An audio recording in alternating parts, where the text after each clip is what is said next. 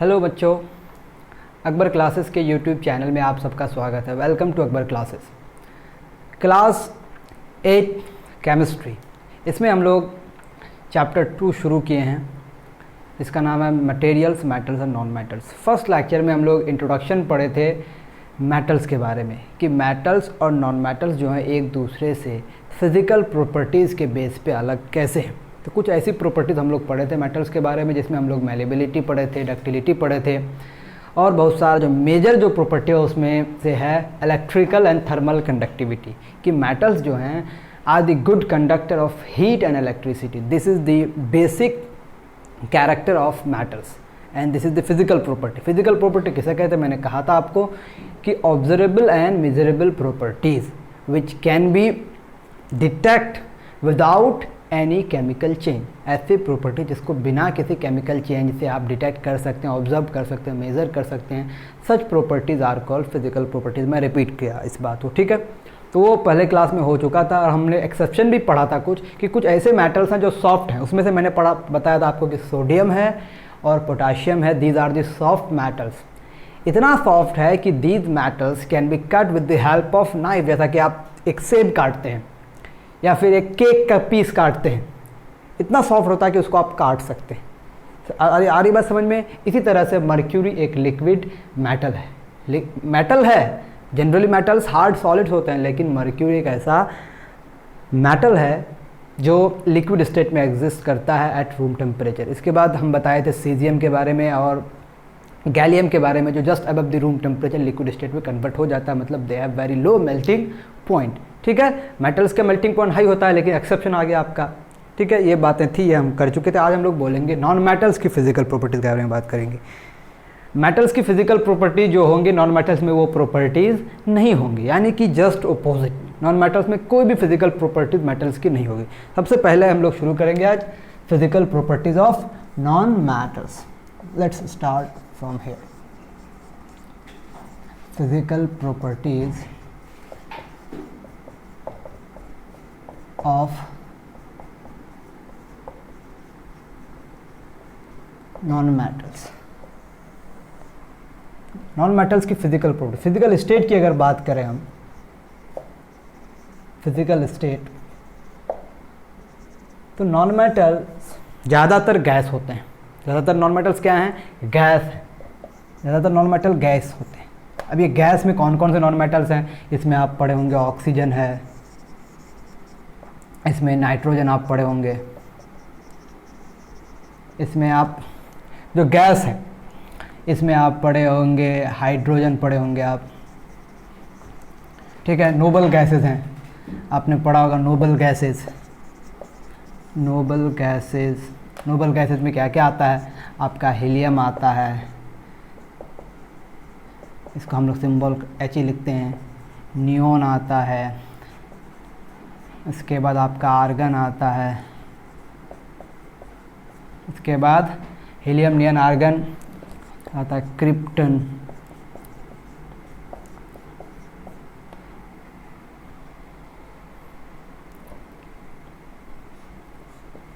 ज़ेनन and finally radon, इसको आप बोलते हैं Rn। ठीक है, these are the noble gases. ये 3 नोबल गैस है। ये आपका ये 3 आपका गैस ऑक्सीजन है। ये सब डाई है, मतलब ऑक्सीजन को आप कहते हैं O2, नाइट्रोजन को कहते हैं आप N2, हाइड्रोजन का कहते हैं आप H2। ये डाई एटॉमिक है। ये सारे के सारे क्या है? Diatomic. एक पार्टिकल, एक मॉलिक्यूल में 2 एटम होते हैं और इसी फॉर्म में एग्जिस्ट करता है। ये सब क्या है? डाई एटॉमिक है। इसको आप बोल सकते हैं डाई एटॉमिक। ठीक है, और ये सब क्या है? Mono atomic. इसके अलावा आपका और भी गैस है, आप इसमें पढ़ सकते हैं। क्लोरीन गैस है, क्लोरीन है जिसको आप Cl2 कहते हैं। ठीक है, फ्लोरीन है, ये भी गैस है। ठीक है, तो कितने गैसेस हो गए आप देख सकते हैं? 1 2 3 4 5 6 7 8 9 10 11, टोटल 11 गैसेस हैं। 11 गैसेस, यानी कि 11 हो गए गैस। इसके अलावा एक लिक्विड भी है, एक लिक्विड भी है। लिक्विड में सिर्फ आता है ब्रोमीन। ब्रोमीन एक नॉन मेटल है जो लिक्विड स्टेट में पाया जाता है। सॉलिड में आपका क्या क्या आ जाएगा? अगर आप सॉलिड देखेंगे non metal, solid non metal में आपका कार्बन आ जाएगा। कार्बन के अलग अलग फॉर्म है, कार्बन के अलग अलग फॉर्म है। कार्बन डायमंड भी होता है, याद रहे डायमंड भी कार्बन है, ग्रेफाइट भी कार्बन है, ठीक है। इसी तरह से सॉलिड में आपका कार्बन हो गया, आयोडीन हो गया, सल्फर हो गया, दीज आर सॉलिड, क्या हो गया आपका नॉन मेटल्स। तो नॉन मेटल्स आपका सॉलिड भी हो सकता है, ठीक है, नॉन मेटल्स आपका लिक्विड भी हो सकता है ना, और ज़्यादातर क्या है गैसेस है। तो आप बोल सकते हैं most of the non metals are found in gaseous state, some of them are solids and bromine is the only liquid non-metal. This is the only liquid non-metal. Bromine is the only liquid non-metal at room temperature. ठीक है, room temperature में अकेला क्या है, एक non metal है। जिस तरह से लिक्विड मेटल कौन है, मर्क्यूरी, लिक्विड नॉन मेटल कौन है, ब्रोमीन। याद रहेगी बातें आपको, फिजिकल स्टेट के बारे में बातें हो गई। जब ये सारे गैस हैं, लिक्विड हैं, कुछ ही सॉलिड्स हैं, तो इसका मतलब इसका जो मेल्टिंग पॉइंट वगैरह है इसको सॉलिड में लिक्विड में कन्वर्ट करेंगे, प्रेशर लगा के कंडेंस करेंगे, तो इसका मेल्टिंग पॉइंट क्या नाम है, बॉइलिंग पॉइंट बहुत ही कम होगा। तो वो सब बातें हम लोग इतना नहीं लिखेंगे, इसकी डेंसिटी बहुत ही कम होगी। जो फिजिकल और प्रॉपर्टीज़ है मेटल्स की, इसमें वो प्रॉपर्टीज़ नहीं होंगी। अब क्या क्या हैं आपको मैं बता दूं, सब में लगा देना, सारे मेटल्स की फिजिकल प्रॉपर्टीज में आप नन लगा देंगे, यानी कि आप बोलेंगे नॉन मेटल्स जो हैं, non metals are non malleable. अब ये सॉलिड ही नहीं होता है तो इसको पीट के आप कैसे शीट बनाएंगे, नॉन डक्टाइल, ठीक है, bad conductor of heat and electricity, ठीक है, don't have any specific lustre. Exception जो होंगे हम लोग डिस्कस कर लेंगे, ये हम लोग जनरल कैटेगरी की बात करें। नॉन मैलिएबल होंगे, नॉन डक्टाइल होंगे, बैड कंडक्टर होंगे, हीट इलेक्ट्रिसिटी का बैड कंडक्टर होगा, कोई इसमें स्पेसिफिक लस्टर नहीं होगा। नॉन लस्टर मतलब आप कह सकते हैं इसको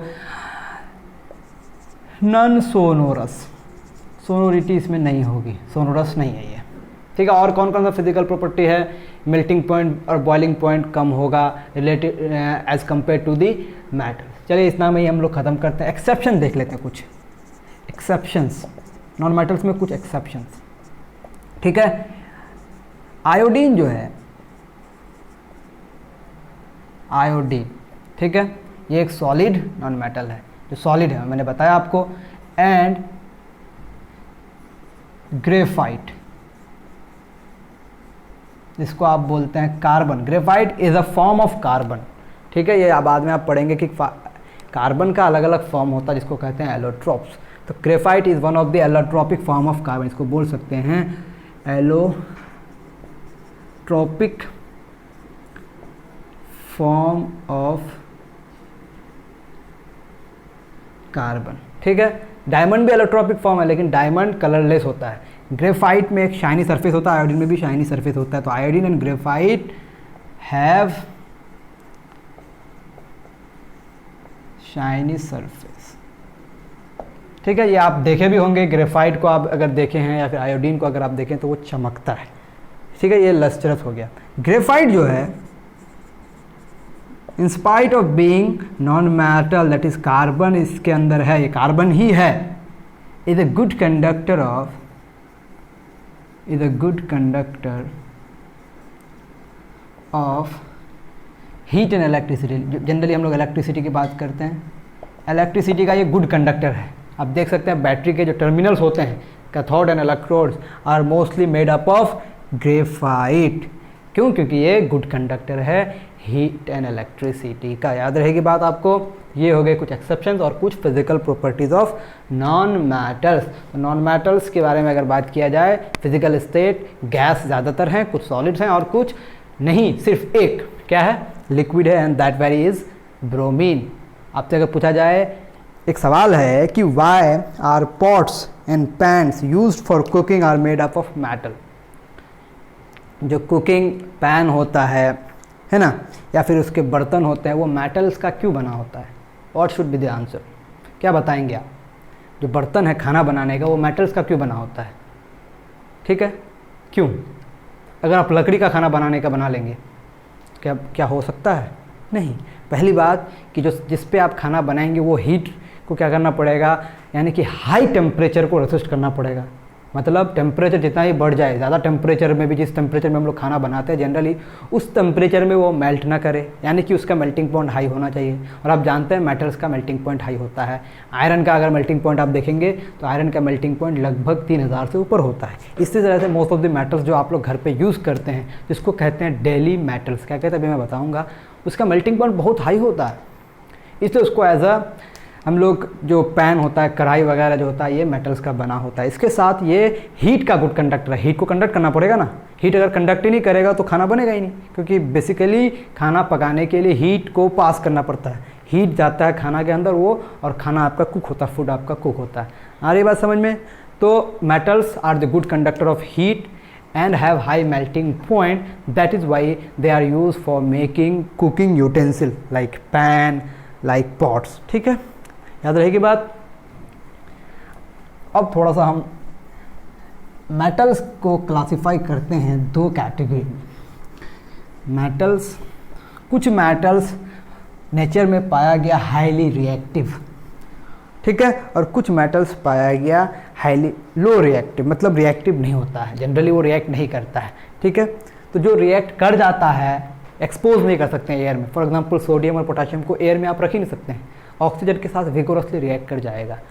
ठीक है, सोडियम है, पोटाशियम है, these metals are highly reactive towards air.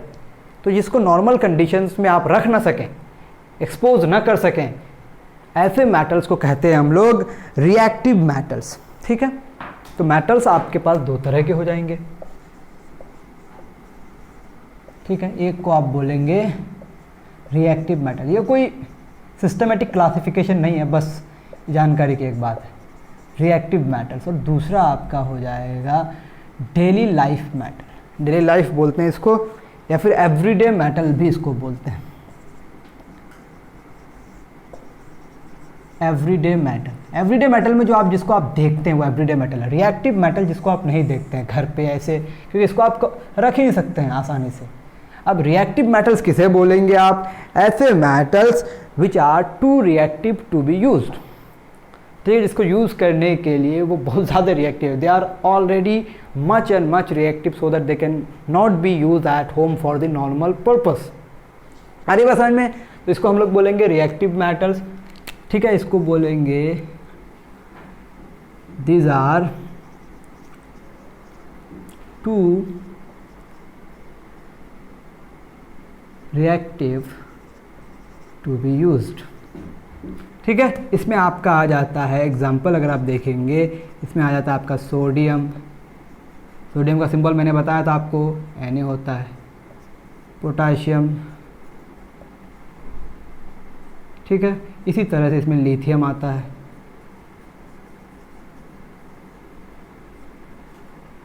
These are the very very reactive metals, they cannot be used in daily life। ठीक है, these are too reactive to be used in daily life। ठीक है, और दूसरा जो आपका everyday metals हैं, everyday metals किसे बोलेंगे आप? जिसको हम लोग आर्टिकल्स बनाने के लिए यूज़ करते हैं, home articles, for example container बनाने के लिए, या फिर आप ग्रिल्स बनते हैं, आप देखते हैं ब्रिज वगैरह में, तो आर्टिकल्स बनाने में जिसको डेली लाइफ में यूज़ करते हैं, नॉट मच रिएक्टिव। रिएक्टिव तो होगा ही, हर सब्सटेंस ऑलमोस्ट कुछ में कुछ ना कुछ रिएक्टिविटी होती है, लेकिन इसकी रिएक्टिविटी इतनी कम होती है कि इसको आप आसानी से यूज़ कर सकते हैं। ठीक है, can be use for daily purpose articles. ठीक है, इसमें एग्जांपल अगर आप देखेंगे, इसमें आपका गोल्ड आ जाएगा जिसका ज्वेलरी बनती है ना, सिंबल AU। इसमें सिल्वर जिसको आप चांदी कहते हैं, इसको आप बोलते हैं AG। ठीक है, इसी तरह से आपका आयरन है जिसका इस्तेमाल होता है, आयरन का सिंबल है Fe। एल्युमिनियम है, ठीक है, AU। एल्युमिनियम का AL। ठीक है, कॉपर है। These are the everyday metals, यानी कि जिसका आर्टिकल घर पे बनता है, जिसको इस्तेमाल में लाते हैं हम लोग, वो हो गया एवरीडे मेटल्स। और जिसका इस्तेमाल में नहीं लाते हैं वो लैब वगैरह में भी इसको रखा जाता है, उसको स्पेसिफिक कंडीशन में। सोडियम और पोटाशियम तो इसको आर स्टोर्ड इन कैरोसिन, इसको कैरोसिन में स्टोर किया जाता है। Why? Because of their high reactivity towards air. ठीक है, आर स्टोर्ड इन कैरोसिन। अगर आपसे पूछा जाए why, because they are highly reactive towards air के रिस्पेक्ट में ये बहुत ज़्यादा क्या है, रिएक्टिव है, इसीलिए इसको किस में रखा जाता है, केरोसिन में डुबो के रखा जाता है। याद रहेगी बात। ये हो गई मेटल्स की कुछ क्लासिफिकेशन। अब हम लोग केमिकल प्रॉपर्टीज़ पढ़ेंगे मेटल्स का। Before going to the chemical properties, बहुत सारे केमिकल रिएक्शंस मेटल्स से रिलेटेड कराए गए, अलग अलग टाइप के रिएक्शंस कराए गए, जिससे ये पता चला कुछ जो मेटल्स बहुत ज़्यादा रिएक्शंस वगैरह में आते हैं, उन मेटल्स की रिएक्टिविटी का एक सीरीज़ मिला। ठीक है, आफ्टर परफॉर्मिंग सेवरल रिएक्शंस, ठीक है, with different compounds, metals can B predicted, metals can be arrange on the basis of their chemical reactivity. उसको उसके केमिकल रिएक्टिविटी के बेसिस पे उसको अरेंज किया जा सकता है, और इस अरेंजमेंट का नाम है मेटल रिएक्टिविटी सीरीज़। तो मैं आपको बताऊंगा मेटल रिएक्टिविटी सीरीज़ जान लेने से फ़ायदा क्या है कि इस सीरीज़ के बेसिस पे आप बता सकते हैं कौन सा मेटल ज़्यादा रिएक्टिव है, कौन सा मेटल कम रिएक्टिव है, और कहाँ पर रिएक्शंस हो पाएगा और कहाँ पर रिएक्शंस नहीं हो पाएगा। तो मैं आपको बता दूँ कि मेटल रिएक्टिविटी सीरीज़ होता क्या है। ठीक है, मेटल रिएक्टिविटी सीरीज ऐसे रैंडमली बनाया गया है। मेटल रिएक्टिविटी सीरीज को बनाने के लिए बहुत सारे केमिकल रिएक्शंस को कराए गए हैं लैब में, उसके बाद एक फाइनल रिएक्टिविटी सीरीज बनी है। तो let's write this metal reactivity series. क्या होगा ये? Metal reactivity series. ठीक है, सीरीज ऑफ मेटल्स, इसको आप डिफाइन बाद में कर लेंगे, पहले मैं सीरीज लिखता हूँ। इस सीरीज में टॉप में जो है वो है पोटाशियम। ठीक है, उससे नीचे आता है सोडियम, उससे नीचे आता है एल्युमिनियम, मुझे भी याद नहीं था, magnesium then aluminium, magnesium then aluminium, then you have potassium, sodium, magnesium, aluminium. उसके बाद आएगा जिंक, उसके बाद आएगा आपका आयरन। ठीक है, इसके बाद आ जाएगा आपका कोबाल्ट, लेड है, देन यू हैव हाइड्रोजन। ठीक है, अब हाइड्रोजन से ऊपर जितने सारे मेटल्स हैं इसको बोला जाता है रिएक्टिव मेटल्स, और हाइड्रोजन से नीचे आपका आ जाता है कॉपर, सिल्वर और गोल्ड। मैं यहाँ सिंबल, यहाँ जगह नहीं है तो हम यहाँ लिख लेते हैं, चलो। कॉपर, फिर आपका आ जाएगा सिल्वर, फिर आपका आ जाएगा गोल्ड। आप ऐसे ही लिखेंगे। ठीक है, यहाँ मेरे पास जगह नहीं इसलिए मैं ऐसे लिख रहा हूँ। पोटाशियम जो है this is the most reactive, symbol भी मैं लिख देता हूँ साथ में ताकि आपको समझ में आ जाए। Na, magnesium for Mg, aluminium for Al, zinc for Zn, iron for Fe, lead for lead मतलब प्लम्बम, दिस इज Pb, इसको आप शीशा भी कहते हैं। कॉपर, हाइड्रोजन का H होता है, कॉपर का Cu, सिल्वर का Ag, गोल्ड का Au। तो सबसे नीचे जो है this is the least reactive and this is your most reactive. ये क्या हो गया? Most reactive. ठीक है, ये मोस्ट रिएक्टिव मेटल है। और जैसे जैसे आप नीचे आएंगे रिएक्टिविटी घटेगी घटेगी घटेगी घटेगी घटेगी घटेगी घटेगी घटेगी and finally this you have least reactive, least reactive. ठीक है, this is the least reactive and this is the most reactive. Gold is the least reactive and potassium is the most reactive. And hydrogen क्या है? एक non metal है, याद रहे hydrogen non metal है लेकिन रिएक्टिविटी सीरीज में आता है। एक्चुअली ये कंपैरिजन के लिए आता है कि हाइड्रोजन से ऊपर जितने सारे हैं इसको लोग क्या कहते हैं? Generally reactive metals. क्या कहते हैं? हाइड्रोजन से ऊपर जितने सारे हैं इसको लोग डिफाइन करते हैं रिएक्टिव मेटल्स, रिएक्टिव मेटल्स। इसका मतलब जो हाइड्रोजन से नीचे है उसको क्या बोलेंगे आप? इसको आप क्या नाम देंगे? Non reactive, non reactive. अब ये देखेंगे कैसे ये रिएक्टिव है और कैसे ये नॉन रिएक्टिव है। तो हाइड्रोजन से नीचे रिएक्टिव और हाइड्रोजन से ऊपर, हाइड्रोजन से नीचे नॉन रिएक्टिव, हाइड्रोजन से ऊपर रिएक्टिव मेटल। तो metal reactivity series is a series of metals in which metals are arranged in the decreasing order of their chemical behavior, that is chemical reactivity। आप इसको define भी कर सकते हैं, a series of metals in which they are arranged in the decreasing order of their reactivity। ठीक है, उसकी reactivity के डिक्रीजिंग ऑर्डर पे उसको अरेंज किया गया है। क्लियर, ये एक बात हो गई। अब ये कैसे बनाया गया है? This reactivity series is made, is express by performing several chemical reactions. यानी कि इसके बेसिस पे आप बता सकते हैं which reaction will occur and which reaction will not occur. आप इसको कॉपी कर सकते हैं, कॉपी करिए प्लीज।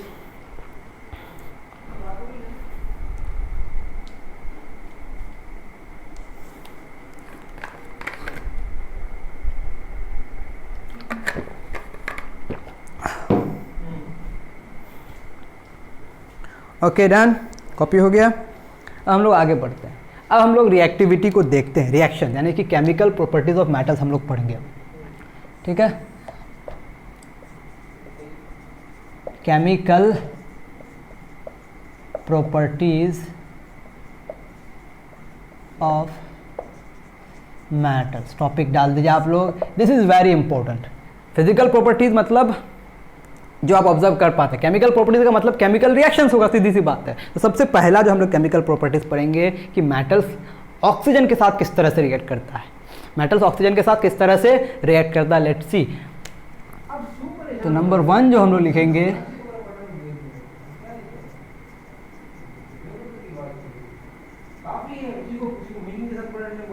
Reactivity towards oxygen. अच्छा, रिएक्टिविटी नहीं लिखें, रिएक्शन लिखेंगे। रिएक्शन विद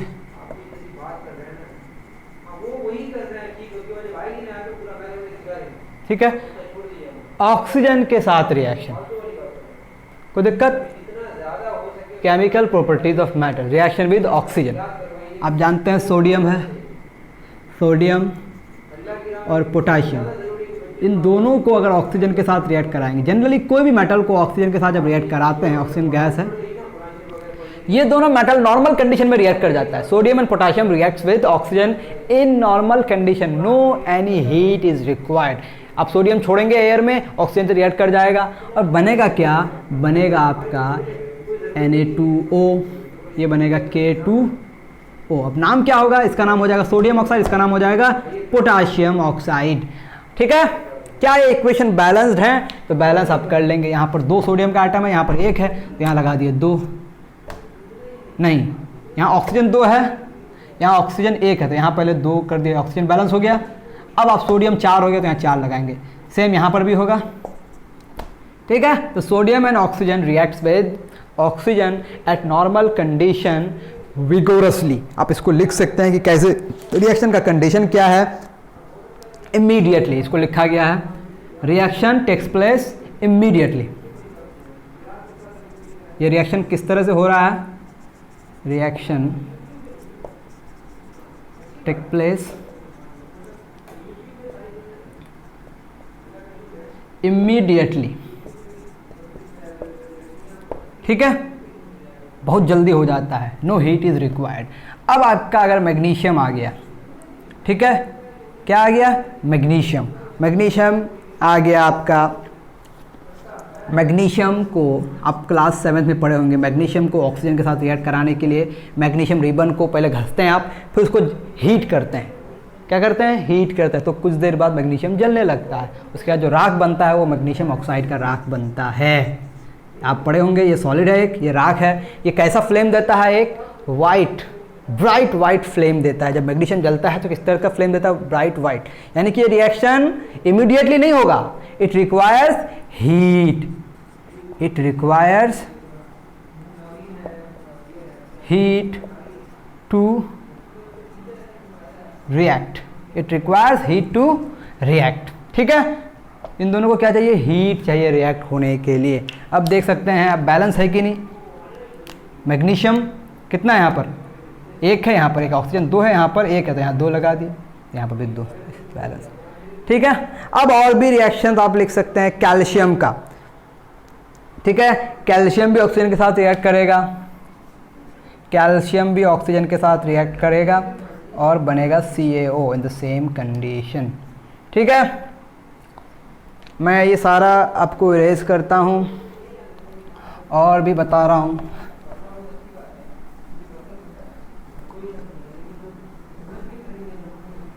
ये दोनों में हीट की ज़रूरत पड़ेगी। ठीक है, इसके अलावे कॉपर है, कॉपर है, कॉपर नॉन रिएक्टिव मेटल है एक तरह का। इसको जब आप ऑक्सीजन के साथ हीट करेंगे, यानी कि इसको हीट करेंगे, जब कॉपर को हीट करेंगे बहुत ज़्यादा, डायरेक्टली रिएक्ट नहीं करेगा, copper will not directly react with oxygen, heat is required. यहाँ पर भी हीटिंग की ज़रूरत पड़ेगी, तो बन जाएगा CuO। ठीक है, इसका नाम होता है क्या, एनी आइडिया, इसका नाम है क्यूप्रिक ऑक्साइड, क्यूप्रिक ऑक्साइड। ठीक है, इसको लोग कहते हैं कॉपर 2 ऑक्साइड। ठीक है, ये एक ब्लैक कलर का होता है, ब्लैक, याद रहे किस कलर का होता है, ब्लैक कलर का। तो यहाँ भी क्या ज़रूरत पड़ेगी, हीट, हीटिंग इज रिक्वायर्ड, और बहुत ज़्यादा हीटिंग की ज़रूरत पड़ेगी। ठीक है, और reaction very slow reaction, very slow reaction.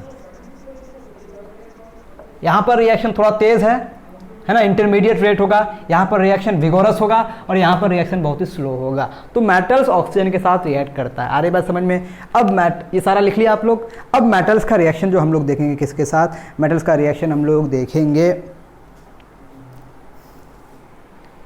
Water के साथ। बिफोर गोइंग टू वाटर मैं बता दूं कि मेटल के जो ऑक्साइड्स हैं इसका नेचर क्या है। आप क्लास 7 में आपने पढ़ा है कि ऑक्साइड्स, जो मैग्नीशियम का ऑक्साइड था उसको जब आप पानी में डाल रहे थे, आपके पास मैग्नीशियम ऑक्साइड बना, इस रिएक्शन में आपके पास मैग्नीशियम ऑक्साइड बना, ये राख बना, इसको आप वाटर में डालें।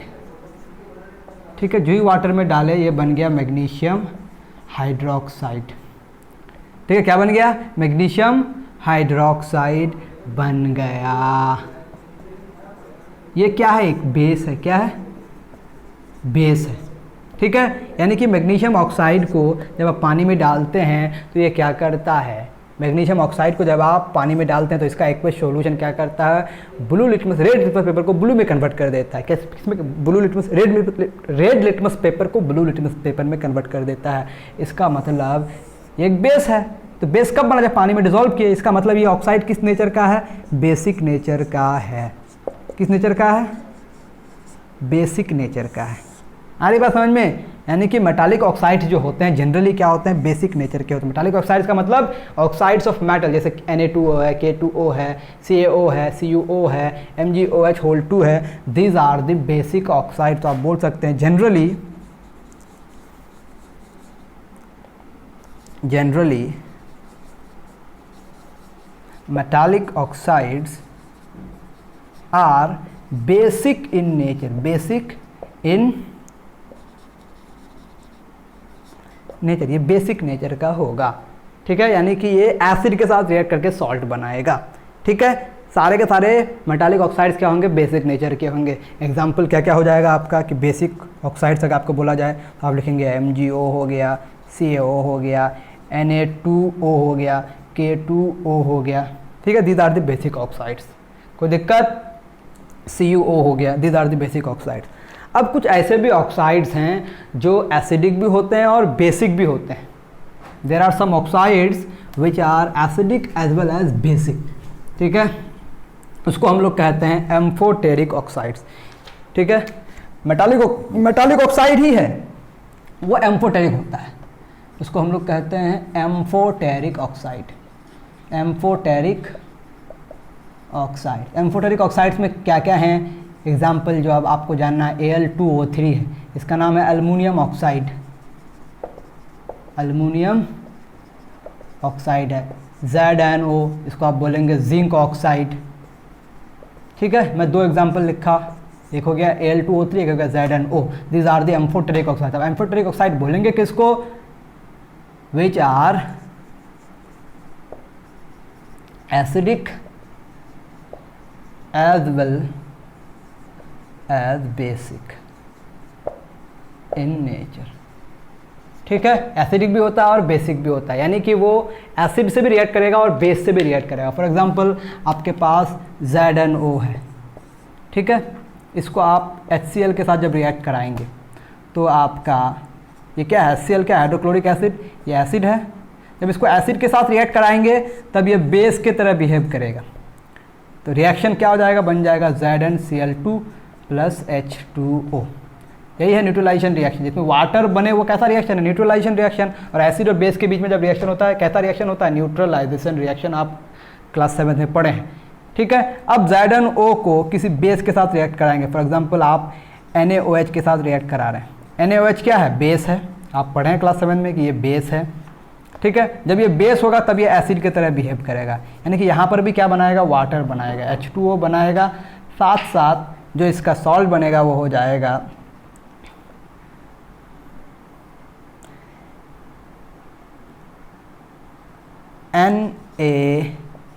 NaZnO2, Na2ZnO2। इसका नाम हो जाता है सोडियम जिंकेट।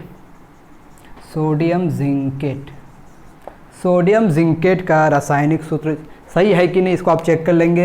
इसका केमिकल फॉर्मूला अगर सही है तो ठीक है, नहीं है तो आप बताएंगे कि सही है या गलत है। आ रही बात समझ में। तो यहाँ भी सॉल्ट बन रहा है, तो पहला सॉल्ट, दूसरा वाटर। तो वाटर जहाँ पर बन जाए रिएक्शन कैसा होगा, न्यूट्रलाइजेशन रिएक्शन। न्यूट्रलाइजेशन रिएक्शन किसके किसके बीच में होता है, एसिड के और बेस के बीच में होता है। तो जब HCl हम लोग एसिड लिए तब ये बेस की तरह बिहेव किया, जब बेस लिए तब एसिड की तरह बिहेव किया। तो ये हो गए एम्फोटेरिक ऑक्साइड्स। तो एम्फोटेरिक ऑक्साइड्स एसिडिक भी होंगे, amphoteric oxides are acidic as well as basic in nature. ये बहुत ही इंपॉर्टेंट बात हो गई। तो आज हम लोग यहीं पर अपना लेक्चर फिनिश करते हैं। Thank you very much. तब तक के लिए पीस आउट।